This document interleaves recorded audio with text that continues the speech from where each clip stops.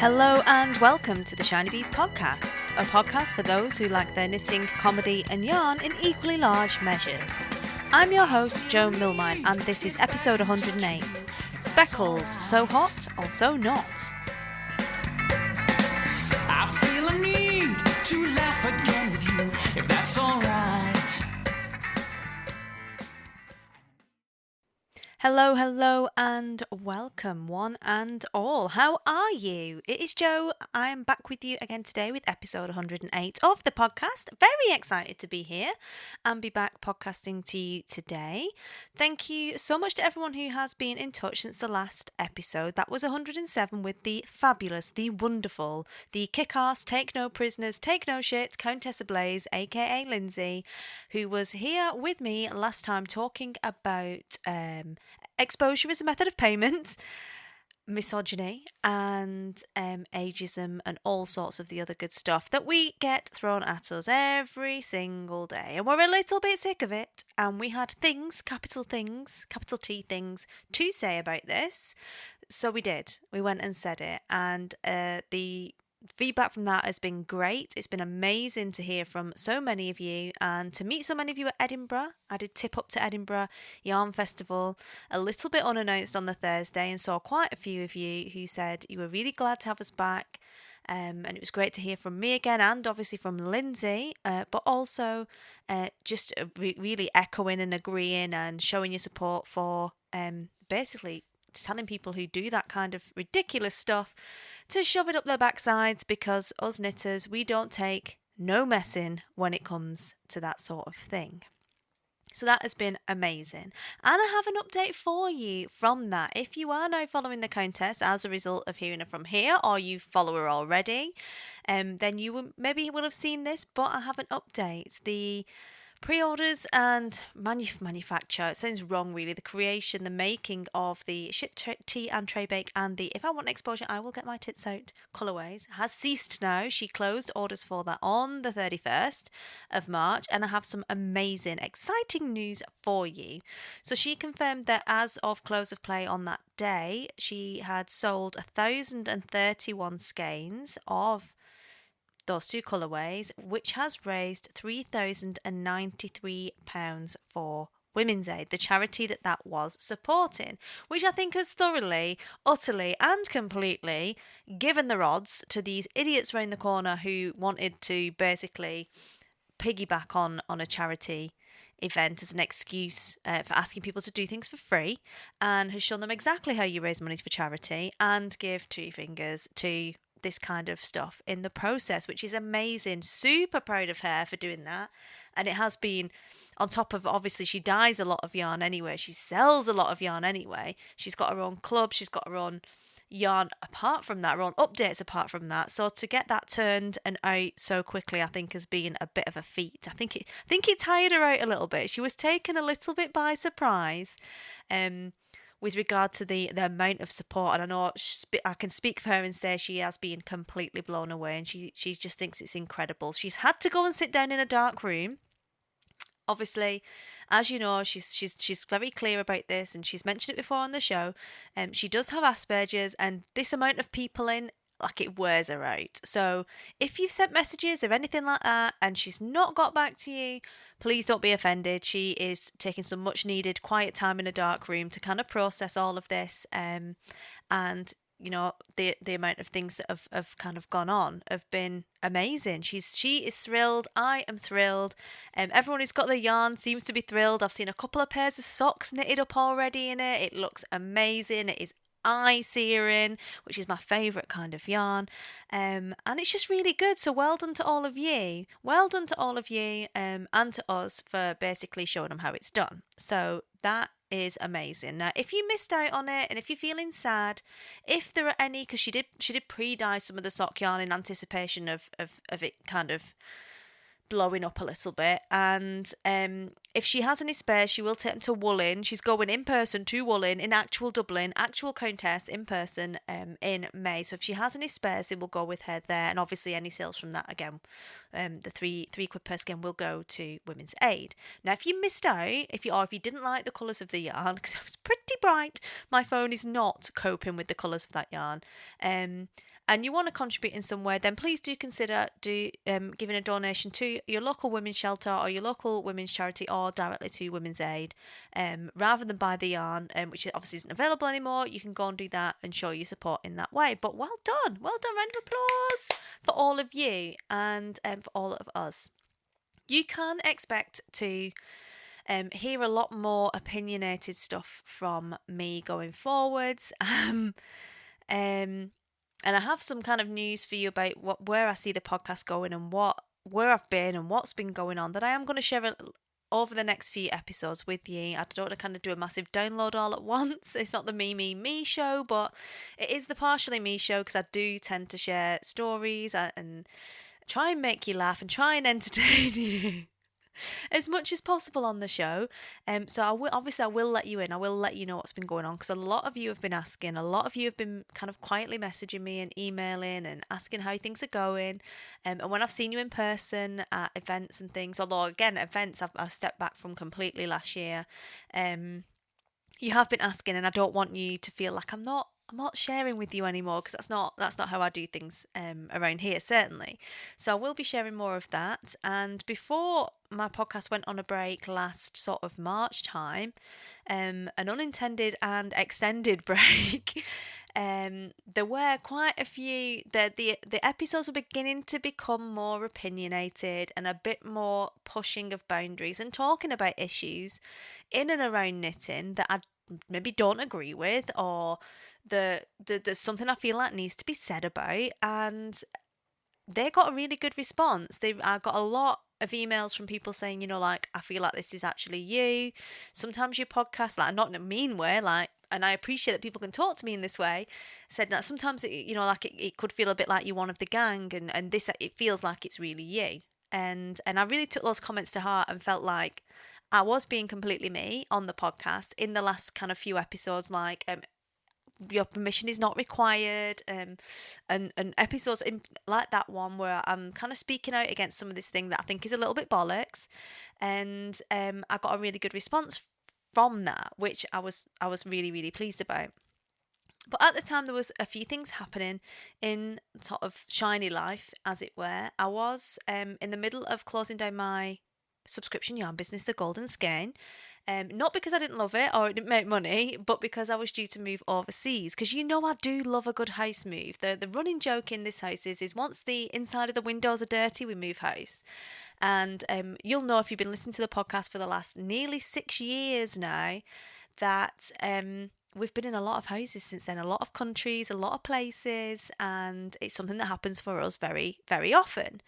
And I was due to move overseas. I was going to go and get a medical. I was in the middle of closing down my yarn business because I was moving overseas, basically, for an extended period. And I just felt like that, like it was a more sensible thing to do. Not because I didn't enjoy it or didn't have big plans for it, just because managing something like that, it's a product-based business, from overseas, even if it's only quarterly, is still an undertaking and not one that I had any bandwidth to undertake at that point.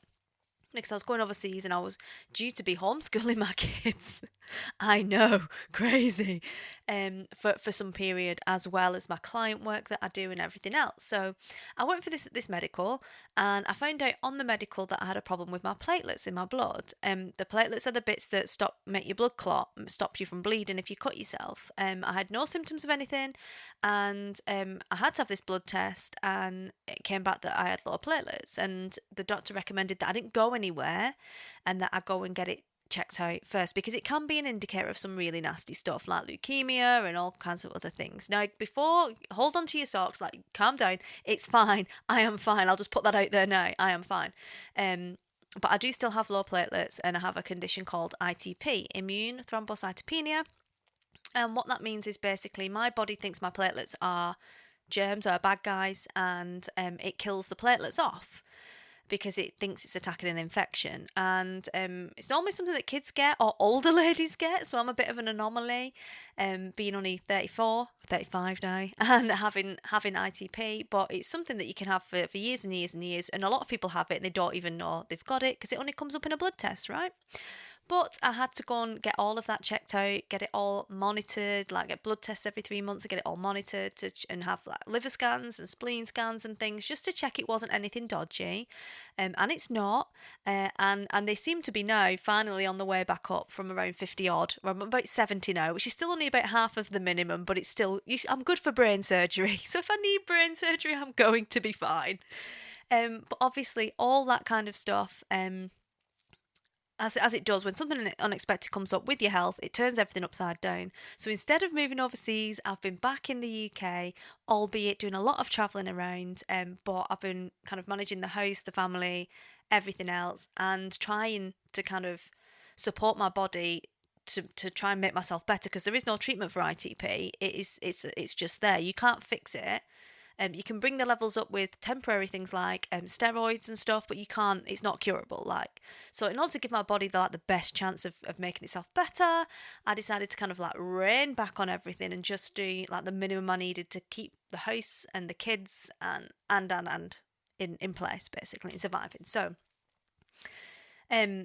I just took a big step back from everything. Took a step back from the business, and closed that down. Took a step back from the podcast. And took a step back from knitting, really. Took a step back from actually knitting, and took a step back from going to events, and just moved back completely to concentrate on that core keeping people and things alive and ticking along business. And it has been a struggle. It's been very, very hard work. My husband has been overseas completely, properly overseas, not coming back and forth. He was away a lot anyway. He was away a lot anyway in his previous job. In this job, he's away even more. And it's hard. It is hard. So I'm not a single parent, but I'm a solo parent, which means you kind of you have to still hold that space for the other person that's not there. And it's a tricky in between purgatory type thing where you're still kind of considering other people, but you're on your own for the most part, and trying to deal with other stuff. We also found out that my little Sanimal, he has a few issues with his speech, and we found out he has a genetic condition at the end of the year, and that has now got even more ramifications that we're dealing with. But there's just been a lot going on, and that's, like, luckily none of it is life threatening, and we're all fine. But I was just busy coping, essentially. And I know a lot of you are in similar situations where you're dealing with things in your life, and whether it's illness or separated families or whatever else it is sometimes you're just like, I haven't got anything to give to the internet and to other people. And for me, for this podcast, like, I want to be that breath of fresh air for you. I want to be someone that makes you laugh, that you feel comfortable with, that you feel like you're in the pub and you're having a great time. And for this 20 minutes, 40 minutes, 60 minutes, however long I want to go on for, you feel like you are just chilling out with a mate. You're just like taking it easy. It's an escape. I want that to be an escape for you. That's always been my intent for the podcast. It's why I do it. And I didn't really feel like I could give you that. And I had to just step back, really. And it is what it is. I'm not going to apologise. It needed to happen. And for me, I'm just like, if I can't be that person for you, if I don't have this energy to share with you, and if I can't entertain you because I'm busy spinning plates, then it must rest. I'm not going to give you a half-assed miserable podcast. So that's it. That's where I've been. That's the short version. And yeah, that's all sort of under control now. And I'll talk more about other parts of things that have gone on. In particular, like, I want to discuss the not knitting so much part of things, and think a little bit more around knitting as ways that we use it, and when we stop knitting, and why we stop knitting, and when we start, and a lot of stuff about inspiration around knitting that I've got kind of planned to talk about in future episodes. But for this one in particular, I'm going to be talking about speckled yarn. Speckles, so hot or so not. That's what we're going to be talking about for kind of like the discussion part of today. And I'm super excited to be back again and talking about things. I'm not sure how this is going to go, because I did a little, in my group on Facebook, I did a little straw poll. And 2/3 of the people are in the hot camp, and spoiler, I'm in the not camp. So get yourself a brew, get your knitting, and we're going to crack on with the rest of the show.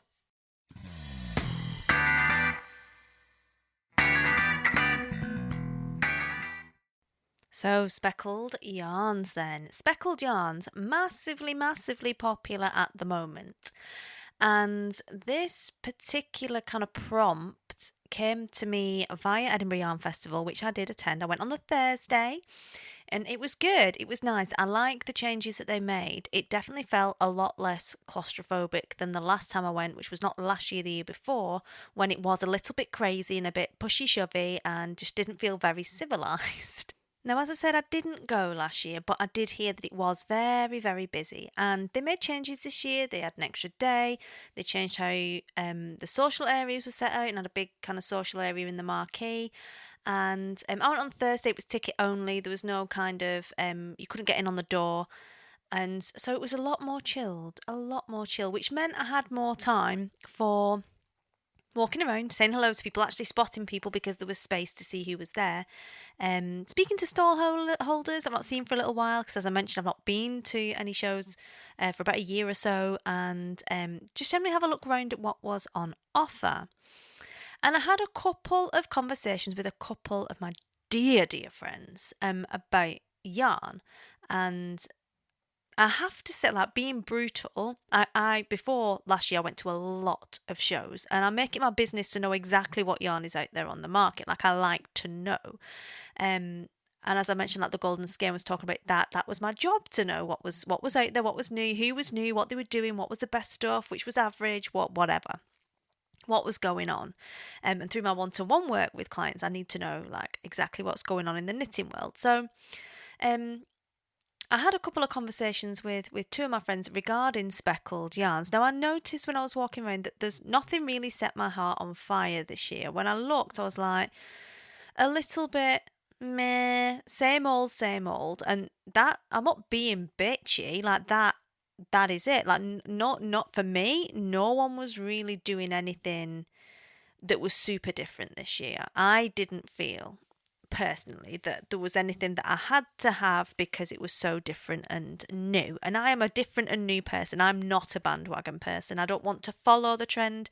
I want to be ahead of the trend. And that's how I am. That's why I knit. I want things to be different. I want to make something that is exactly how I want it, that is different from everybody else's. That's why I knit. And I really didn't feel like, not, and that's not to say that there wasn't lovely stuff there, that there was lovely stuff there, but there was nothing that I was like, wow, this is different. I have to have it right now. I did buy a little bit of yarn.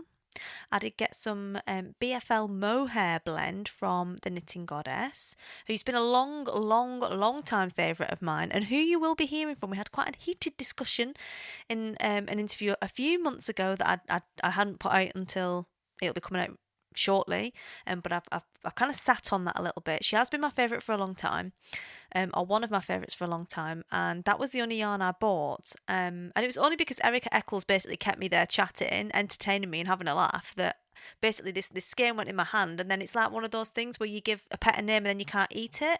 Not that I'm suggesting you eat your dog or anything, but like, you know, say you had a sheep and you gave it a name, then you can't eat it. Well, it was a bit like that. Like, this yarn had been in my hand so long, it was kind of rude not to buy it. And it's beautiful, mohair and BFL. I'll talk about that on another episode anyway. But as I was saying, like, I really didn't feel like there was anything there that knocked my socks off completely.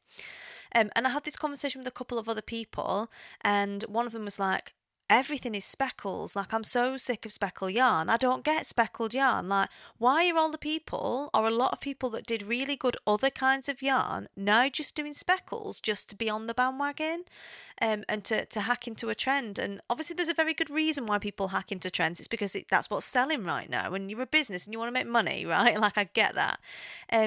But there is kind of a beauty of knowing that whatever you do, whatever you want, like if you want a certain kind of yarn, then you know where to get it.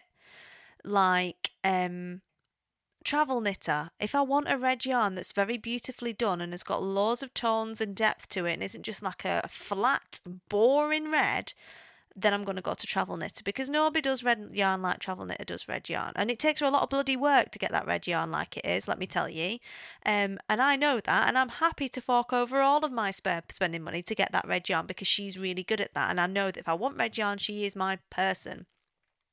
But what, and I agree with this particular person I was having a conversation with, what I kind of like think it's a bit of a shame is when people go from what they're really good at and what they're known for just to follow a trend. And that, I don't know, it doesn't sit very well with me. But then I don't buy speckled yarn. Like, I don't have any speckled yarn. The only speckled yarn the only yarn I have that has speckles on it is one I made with Lindsay. Orange mocha frappuccino. Like, I don't like speckles. Spoiler, I don't like speckles. But there were a lot of speckled yarns, and I just felt like it was all a little bit samey. And I had a conversation with another friend who was like, I've come looking for I want a nice gradient. I want to crochet this shawl, and I want a nice gradient. Plenty of yardage on it, nice colours, nice gradient. I want to crochet this shawl, and if I have a gradient yarn, then I don't, like, it just does itself. It's dead easy for me. I work hard in the dash, want a gradient yarn.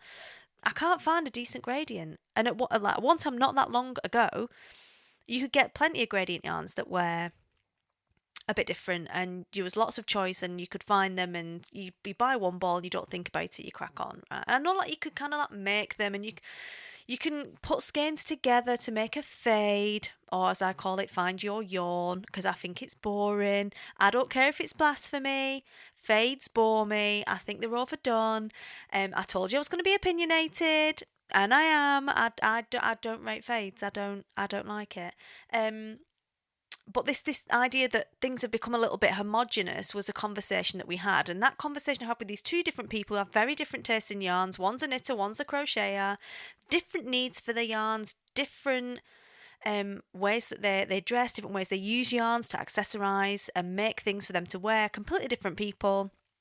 Both said the same thing, like, I'm over speckles, I'm done with speckles. I think there's too many of them, and I'm just not finding what I'm really looking for, because it's all a little bit samey, dare I say. And obviously that's not why you have hand-dyed yarn.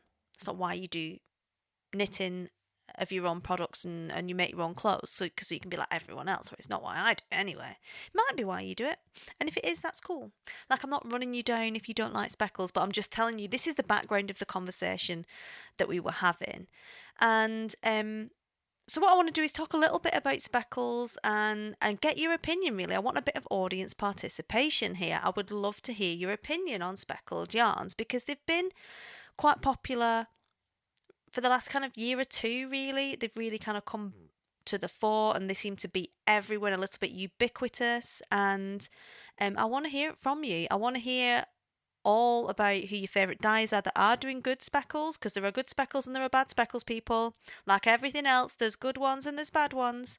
And who is making the best patterns, writing the best patterns for speckles, and writing patterns that really show off these yarns to good effect. Now, you know me well now.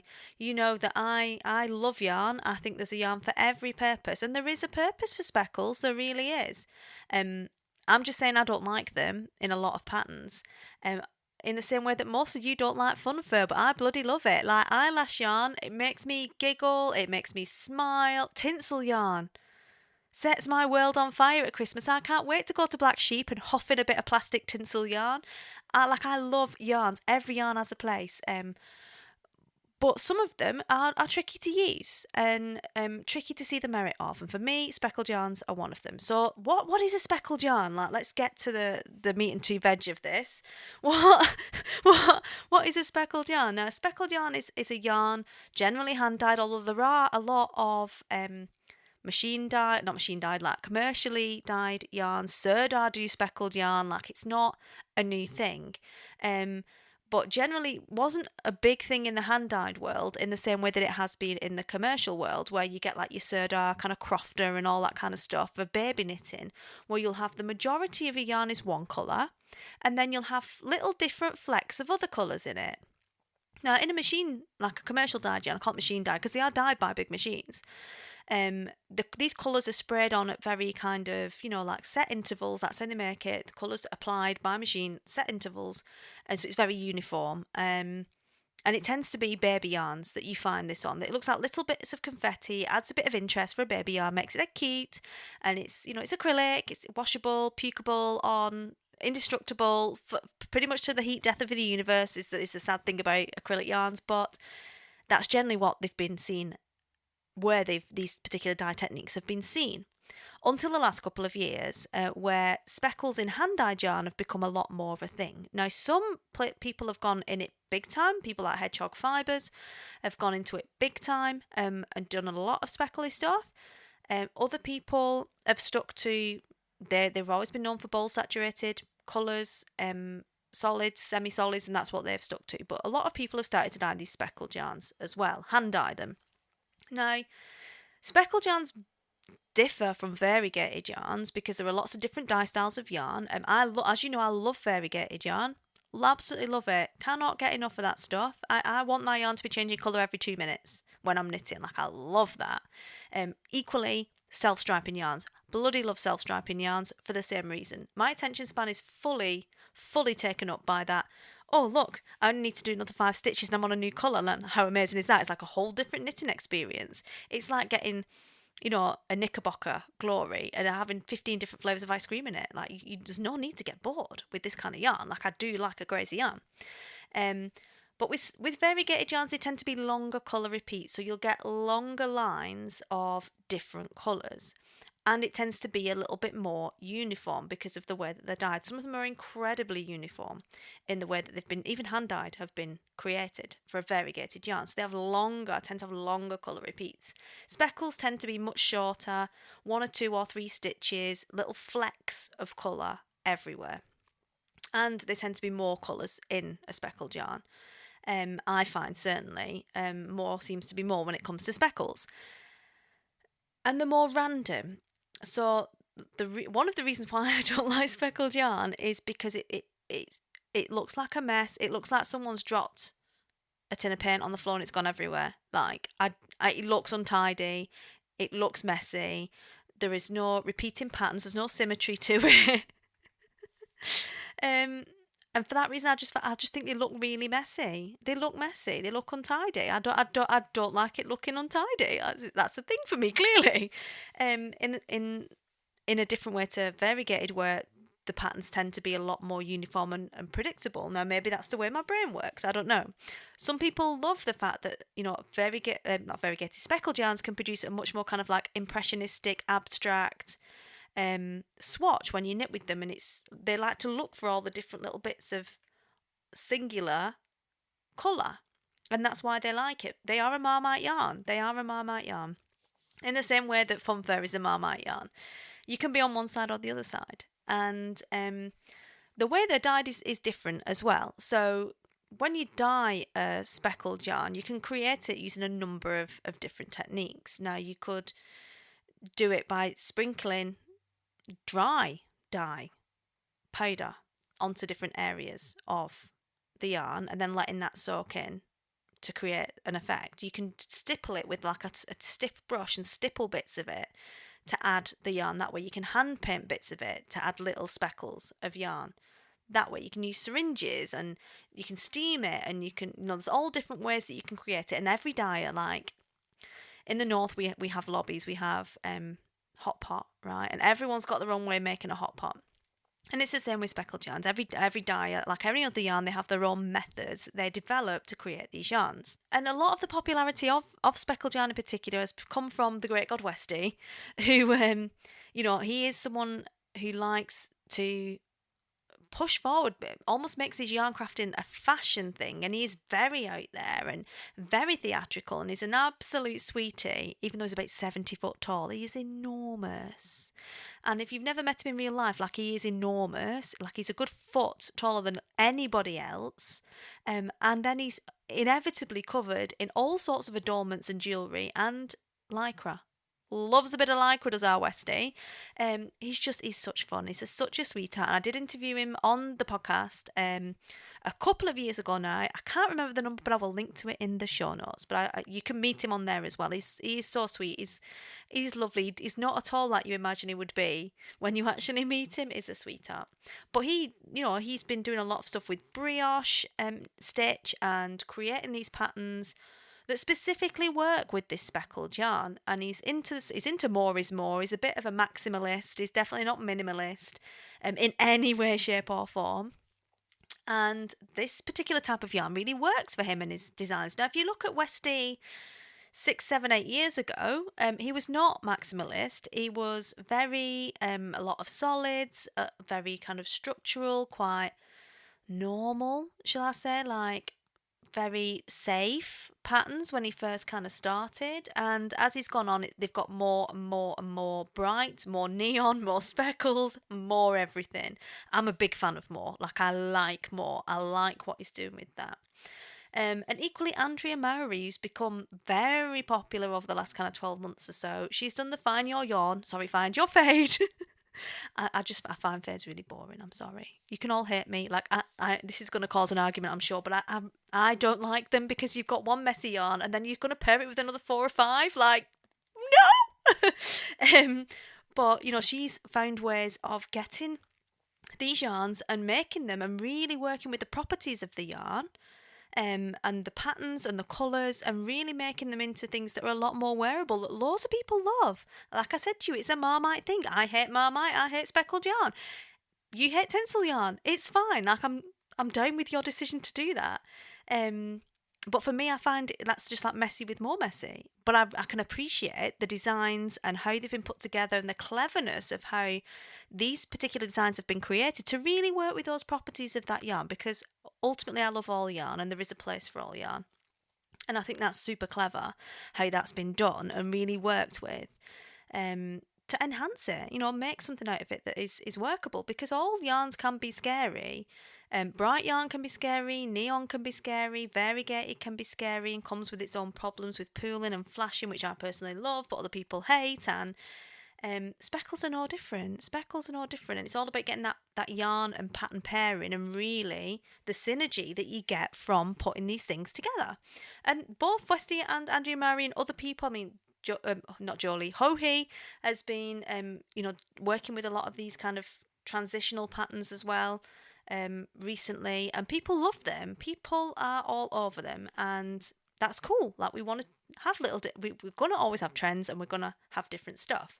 But this comes down to the big question. It's almost like a market, not a market research, but I'm interested to hear, because like I said, I did a quick straw poll in my group yesterday. If you're not in my group on Facebook, you can find it at facebook.com/group/Shinybees podcast community. There will be a link on the show notes at shinybees.com.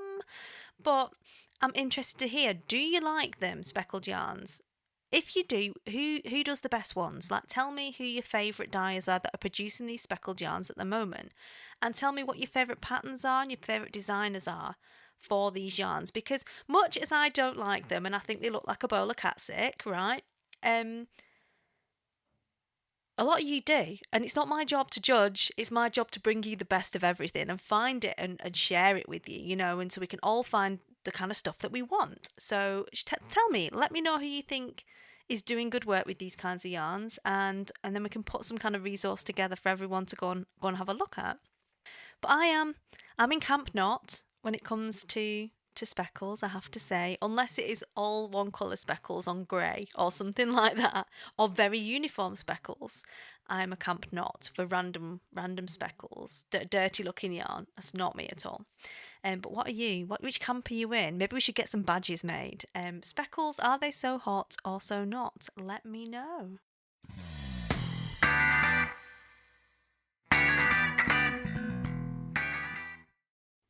Tell me why I don't like speckles. Tell me why I don't like speckles. Well, there we go.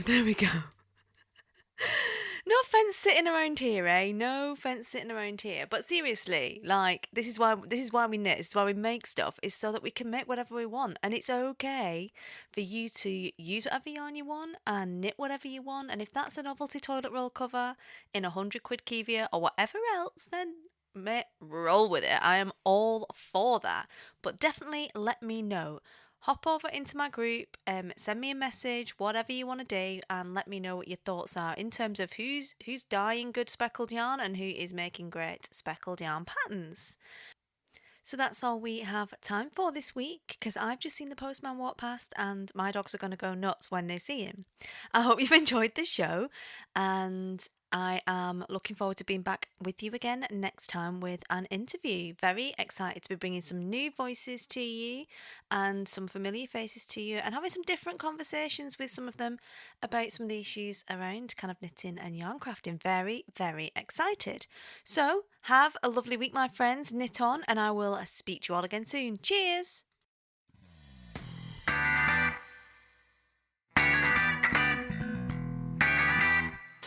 You've been listening to the Shinybees podcast. Show notes for this episode can be found over at shinybees.com/108. If you have enjoyed the show today, please consider going over to iTunes and leaving a review over there to help other people find the show. I feel a need to laugh again with you. If